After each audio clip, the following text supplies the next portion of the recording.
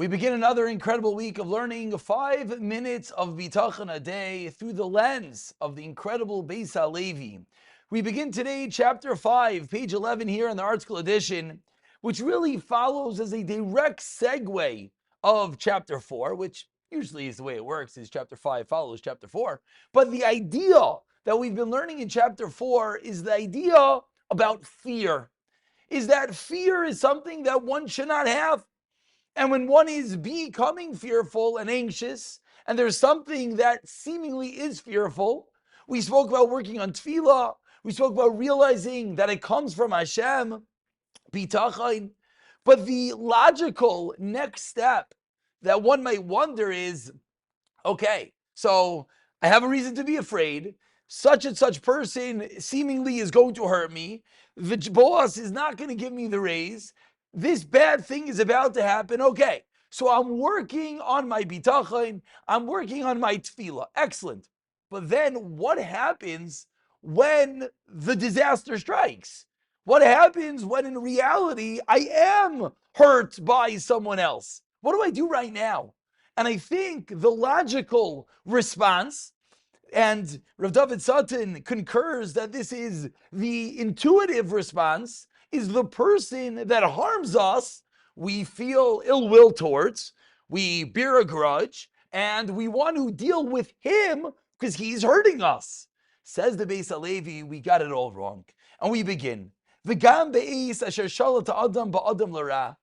at a moment when a person is harmfully dominated over by another person, Chalila.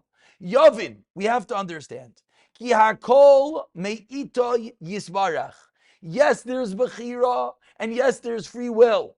And yes, that person did not need to be the vehicle for my pain. But when I am being hurt by someone else, it is not him. God has determined that I deserve, or for whatever its reason, need that pain right now. And that person that is harming me, what is he? Rak hashivet. He is the stick. He is the rod. Asher boimanish lachayovim. That Hashem is wielding to punish those that are deserving of such. And then he quotes Psukim. An incredible idea.